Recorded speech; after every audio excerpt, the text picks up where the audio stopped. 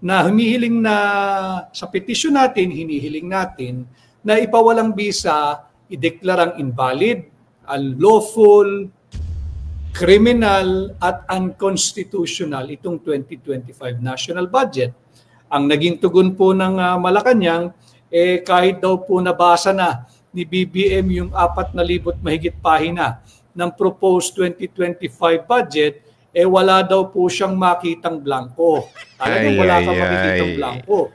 Unang-una, hindi mo naman binasa. Pangalawa, magkaibang dokumento yung pinag-uusapan ho namin. Ang blanco ho ay nasa Bicameral Conference Committee report. Kung ang titingnan mo ay yung final form na, yung General Appropriations Bill, yung panukalang batas na kanya pong pinirmahan, talaga walang blanco doon. Kaya nga ho, di ba, ang sinisigaw natin, kanino yung makakating kamay na nakialam doon sa blanco sa Bicam? Hanggang ayan po mga kababayan, kanino po yan mga makakating kamay na yan, yung mga nasa blanco, pinapakialaman nila, BBM. Naku po, lutang ka na naman dito, hindi ka na naman natutulog ka na naman dito sa pansitan. Ito mga kababayan, panonoorin natin to, itong pahayag dito ni Attorney Vic Rodriguez, na isa sa mga hinahangaan kong mga abogado, mga babayan. Napakagaling ho nito, talagang idol ko din po to. Ito mga babayan, wag na ho nating patagalin pa at bago ho yan, wag ho nating kalimutan muna mag-share, like at subscribe nang sa ganun napapanood dito ng ating mga kababayan dito at sa iba't ibang bansa. Lalo na yung mga OFW dyan, mabuhay po kayo. Ito na po mga kababayan, pasok na. Ngayon hindi pa po nasasagot yun. Noon pa lamang meron hong pananagutan Falsification of legislative document nga po yun Sinong makating kamay ang nagpuno ng mga blanco? Kaninong makating kamay? Babae ba siya? Lalaki ba siya? Tandem ba sila o grupo sila? Dapat po, Attorney Vic Rodriguez, pagpuputulin natin yung mga kawin ng mga yan Ang kakati, talagang sinasadya po yata, parang alam mo na, parang malihis yung mga dapat kailangan na ilihis. Kung ito po ay agad tinugunan ng kasalukuyang administrasyon, hindi na po tayo umabot sa ganitong kalunos-lunos na estado. Kaya nga po, krimen na walang kriminal. Naku po. Napatunayan na, napakita na, walang dige. Wala pa rin.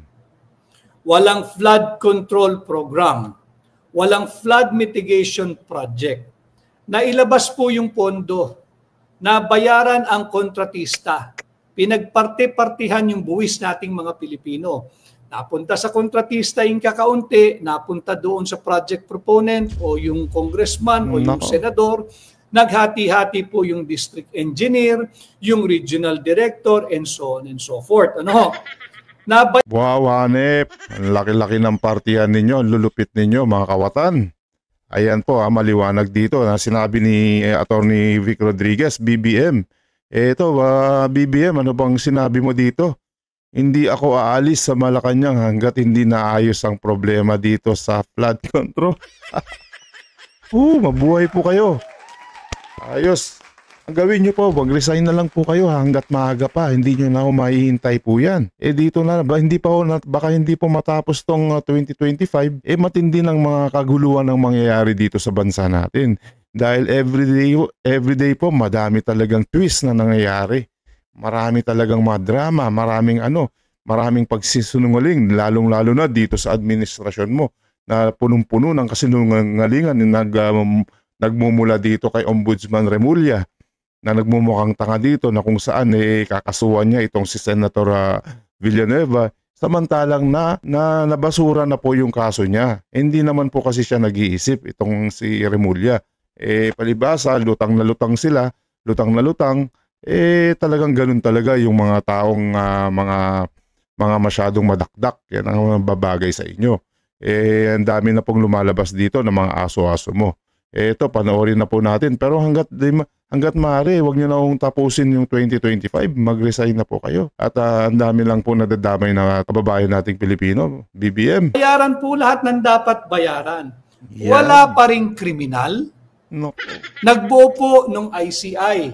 Yung ICI, yung Independent Commission on Infrastructure, uulit-ulitin ko, budol po yan. Nako, nakikita naman Nako, budol-budol pa more, BBM. Narinig mo yung pahayag ni Atty. Vic Rodriguez, yung mga ICI na pinagawa mo. Diyos ko, isa ring mga aso yan, nga na aw-aw ng aw-aw.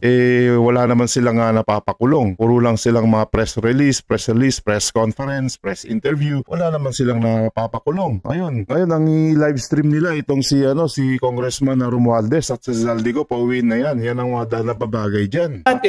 Maraming salamat regardless of your political color, affiliation, belief, creed, or association. Kumikilos na po ang sambayan ng Pilipino. Maraming salamat po sa inyong lahat sa ating collective effort. Bakit kanyo? Bumibigay po sa pressure ang kahit na sinong sindikato man yan, mafia man yan, individual man yan, pagka legitimate o authentic po yung public pressure, yung public clamor, bibigay po yan. Proof. Agad-agad sinabi ng ICI, hindi po, wag ho kayo maniniwala sa ICI. I just have to refer to their name as Independent Commission on Infrastructure. Kasi po yun yung kanilang pangalang ibinigay. Hindi po independent yan. Bakit? Ang nagtatag po niyan ang Marcos Jr. Administration. Ang nag-appoint po dyan ay si Bongbong Marcos Jr., si BBM. So hindi po independent yan. Pag tiningnan nyo yung composition yan, merong isa dyan na mumula, dating kalihim ng DPWH, nung panahon ni Noynoy Aquino. Yung isa dyan, Supreme Court Justice, na very, very close din sa isang prominenteng negosyante, closely identified with Marcos Sr. Yung isa naman, yung sa SGV, ay naglabasan na sa social media na sila pala yung auditing firm nung mga kumpanya ni Martin Romualdez. So, nasaan ang independence dyan? Na-obliga na po sila, magla-livestream na po sila. Sabi nila, subalit yan po ay patuloy na pambubudol ng mga ICI. Bakit ka magla-livestream pagkatapos na ninyong maimbitan at ma-interview o matanong si Martin Romualdez? Siyempre, mga budol yan kasagrado yung nagiging pahayag, kung meron man siya naging pahayag, baka naman kape-kape lang kayo dyan, nagbiskwit at konting green tea o Earl Grey tea o kung ano man tea. Diba? Tapos sasambulat nila, nabubuksan na daw ho nila ng live stream. Yung kanilang, hindi po investigation dahil wala naman pong power ito, ni wala nga po itong kapangyarihang mag-issue ng subpoena. Wala pong ngipin. Tama. Na pong pangil, kalabisan na po yun. Ngaw lang. Wala pong ngipin ng ICI, budol po yan. Ayan, mga ICI dyan, BBM, yung tinayo mong ICI na yan, budol po yan, wala po talagang ngipin yung mga yan. Dahil nga yung mga yan nandyan, halos ka-aliado rin nitong ni mo, Congressman Romualdez na pinsan mo na kapwa niyong mga kawatan, BBM. So parang awa mo na, tumigil ka na dahil nakakahiya po itong mga pinaggagawa ninyo. Talagang kung ano-ano na lang diversionary tactics ang pinaggagawa ninyo dito na kasama ng mga aso mo. Kung sino mga kinakasuhan nila para lang matagalan at ilihis itong mga kaguluhan dito. Mag-resign ka na lang po, BBM, na maawa ka naman dito sa mga kababayan nating mga Pilipino na nandito at lalong-lalo na yung mga OFW na kababayan natin na halos kahiyan yung isinapit nila pagising sa umaga, sasabihin ng kanilang mga co-workers na mga hindi Pilipino na ba't ganyan yung bansa ninyo, napaka-corrupt. Nakakahiya po, di ba BBM? Hindi dapat po, kung maging presidente ka, yung mas proud ka dito sa mga bansa natin. At itong mga galing nating OFW, talagang magaling magtrabaho yung mga yan dahil pinagmamalaki ng mga puti, mga dayuhan. Samantalang ikaw, puro kahiya ang inabot nila sa inyo. Kaya mag-resign ka na po, BBM, ha? Ayun. Pero saan may mga nagtatanong, kung halimbawa daw bang ipatawag ulit itong si Gutesa, kasi para akala na matapos ng pagdinig nung siya'y humarap, biglang nawala. Wala na raw nakakala. Ayan po ating pag-uusapan dito. Magandang araw muna sa inyo mga kababayan. Ito po ang News That Matters. Itong pag-uusapan dito, itong si Orly Gutesa mga kababayan. Ito po yung bagman at taga-deliver ng mga pera nila Congressman Zaldico at itong si buhayang si Romualdez mga kababayan. Itong si Orly Gutesa kaya hindi po na nagpapakita may patong po na 5 million mga kababayan. Can you imagine? Okay, maraming salamat mga kababayan. Ito, pasok na po tayo. Alam ko saan siya naroon. Kasi ako naman, ang katwiran ko, Kasi wala namang pagdinig at hindi naman siya ulit ipapatawag. Pero kung sabay ipatatawag, may garantiya bang babalik itong si Gutesa, Sen?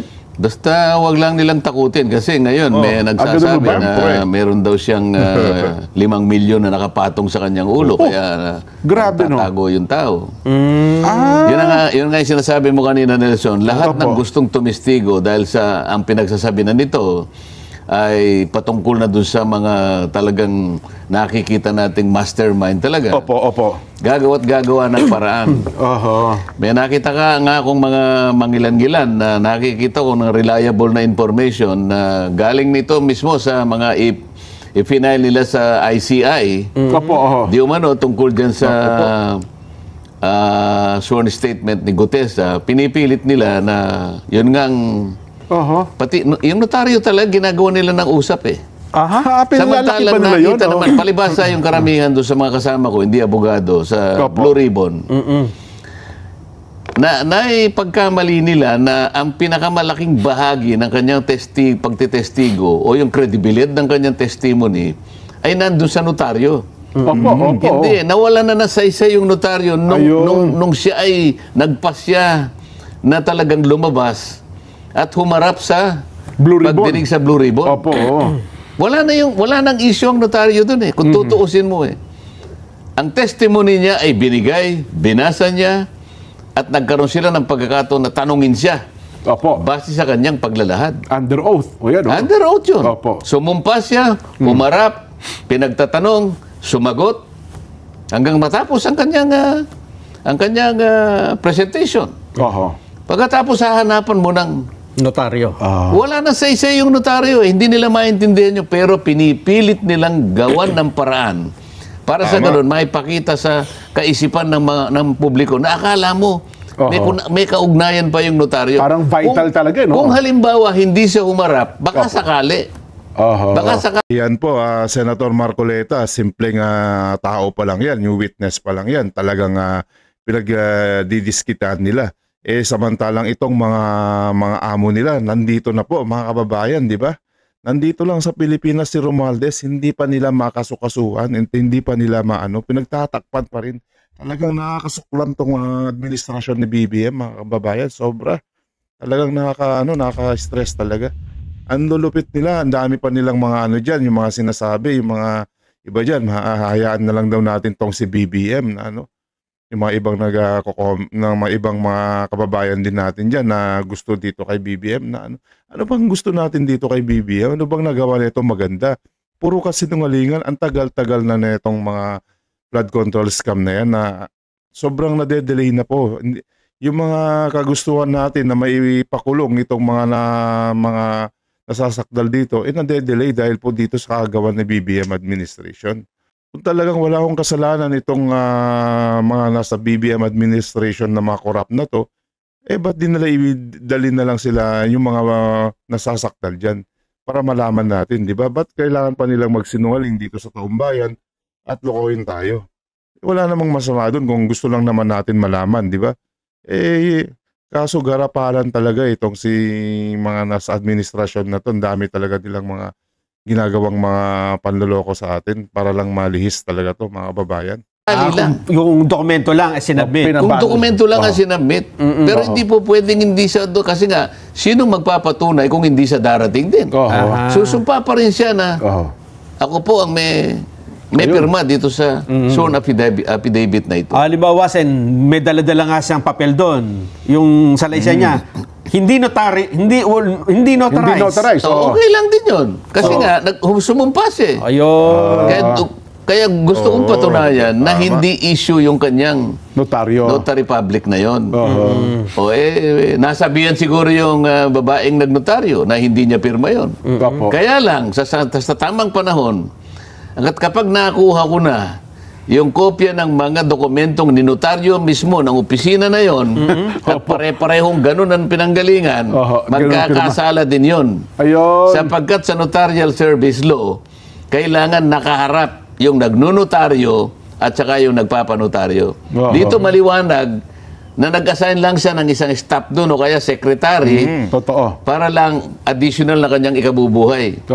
Isipin mo, sa dami ng ninunotaryo niya, Septyembre pa lang, book 8 na. Wow. Tama yung sinasabi ni Senator Marcoleta. Tama, bossing, yung sinasabi mo. Itong abogado na to talagang dapat din natin kasuhan. Kasi nga itong ginagawa niya, pinagkakitaan lang yung mga kanyang notaryo. Which is, tama yung sinabi mo, kapag nag-notaryo ka, ikaw talaga yung mismong nandun. Hindi yung talagang presensya ng mga staff mo, sekretary mo. Panloloko po yan. Falsing of documents po yan, mga kababayan, di ba? Talagang ganun Talagang gusto nilang kumita ng mga ng hindi maganda, illegal. Wala kasi dahil hindi kasi mahigpit itong ating leader na napakahina. Kaya nagkakaganyan po yung mga tauhan nila sa mga gobyerno, mga kababayan. Oo nga naman. Ibig sabihin nun, halos isang buwan ganun kakapal ang kanilang Ganun notaryo. karami, oo. At saka may Talagang mga, hanap buhay nila. tsaka may mga branches pala sa Sen. Yung branch niya nga, doon sa Oo. Villaruel, sa Pasay Sa City, Pasay, meron para sa ibang lugar. ang gagawin mo lang, kukuha ka lang ng sample O halimbawa, noong January, February, kukuha ka ng sample. January, February, March, April, May, June, hanggang August. Makikita pare-pareho yung notarial details. Opo. Pare-pareho yung pirma. Pareho yung stamp ng dry seal. Sasabihin niya ngayon na hindi mo nga talaga pirma, pero meron kang pinayagan, isang taong pinagtitiwalaan mo na pumirma para sa'yo. Meron siyang Para imprimatur. kumita ka. May imprimatur siya, Sen, ano? Oo. Inatasan niya yung tao, Baka akala niya kung dininay niya yung kanyang wala na siyang sabit doon. Pinayagan mo Pinayagan mo na magpanotaryo ang mga tao dito, may inassign kang isang staff at siyang pumipirma para sa'yo. Hindi nga ikaw may pirma, kaya lang ang pagpapatunay na binigyan mo siya ng karapatan na pumirma para sa'yo, kasalanan mo yun. At huwag mong bibigyan ng sala yung taong nagpapirma at nagpanotaryo. At pinalalaki pa na ng gusto, Sen. Bagamat ito, nasagot nyo na nga dati, nung may nalagpasan daw na ilang paragraph, itong si Gutesa, ikino-coach nyo paraan niya. Mukhang Ginawa ng usap, pati yung Jarius Bondok dyan sa dati mang ginagalang kong mga kolumnista, pati ba naman yun hindi nyo maintindihan? Sinasabi ko na nga, 4 kaming merong kopya noon. Opo. 4 lang ang binigay niyang kopya. Siguro, kukunti naman ang napagawa niyang kopya. At yung hawak niya ay Xerox copy. Xerox copy. So, Ito kasing si Orly Gutesa, mga kababayan, nung nagsalita ito doon sa Blue Ribbon Committee na pinaimbestigan na yung pagpapaturo niya dito kila Congressman Romualdez at Zaldigo na siya yung nagde-deliver ng mga pera-pera na mali-maletang pera, mga kababayan, doon sa tirahan nila Congressman Romualdez. Nung ito ay nagsasalita, bigla naman na itong mga tuta ng mga aso ni BBM biglang pinaboran, bias po sila. Kaya nagkaroon ng konting alitan itong si Senator Marcoleta at Ping Lacson na regarding about dito sa witness niya dahil nga yung notaryo daw hindi daw na notaryo yung mga ganyan-ganyan. Which is tama naman si Senator Marcoleta na kapag nag-pledge ka na dun sa Senado na nagsasabi ka ng totoo, ba't kailangan pa ng notaryo? Para saan? Nandyan na nga, nagsasalita na nga yung tao Hindi, di ba? Yung point dyan is pag nag-pledge ka, magsabi ka na ng katotohanan, nagsalita ka sa harap, which is totoo naman yun. Ba't kailangan mo pa ng notaryo? Nandun na kailan mabilisan na yung pag-i-interview di ba? Ito kasi palibasa, mga aso-aso sila, naghanap sila ng butas para patagalin yung kaso at ilihis. Chairman ng Blue Ribbon, Senator Ping, Senate President Lacson, Soto, katabi ko doon ng panahon na yun ay si Senator Win at ako. Habang binabasa niya yung kanyang deklarasyon, yung kanyang paglalahad, sinusundan namin. Sinusundan namin kasi gusto ko yung actual recording. Naku, kung ano-anong pinagsasabi ron. Na meron daw kasi siya sinasabing box at sinabi ko raw maliit. Wala akong sinabing ganun Sabi ko, basahin mo, huwag kang nagmamadali, basahin mo, may nalalaktawan kang isang linya dalawa isang linya. O di sana, kung mali yung aking ginawa na yon, di sana sinabihan ako ni Senator Ping o kaya ni Senador tama naman nasusundan namin Di sana sinabi niya, ano sinasabi mong nalalaktawan? Binabasa na, wala siyang nalalaktawan. May nagsalita ba isa sa kanila? Wala. Talagang ganyan po yung mga tuta natin, Senator Marcoleta, mula sa ombudsman na yan, Senate President, yung chairman ng Blue Ribbon Committee, talagang hawak nila sa leeg, nakatali na po sila, mga kababayan, dito kay BBM. talagang gagawin natin dyan, kailan susunod, pag may blue hearing po tayo, hindi na po tayo magpapaniwala sa mga yan at kailangan talaga diretso na po tayo magtanong para mahuli na po natin yung mga straight na to the point na tanungan natin para mahuli na po natin at matumbok yung mga mastermind na yan para madiin na po sila at makulong at mapagbayaran na nila yung kanilang mga kasamaan, mga kababayan, di ba? O mga kababayan, hanggang dito na lang po muna tayo. Maraming salamat po sa panonood ninyo. At huwag niyong kalimutan i-like, share at subscribe nang sa ganun napapanood dito ng ating mga kababayan dito at sa iba't ibang bansa na ating kababayang OFW dyan. Mabuhay po kayo. Saludo po kami sa inyo. Okay mga kababayan, salamat po. News That Matter and God bless.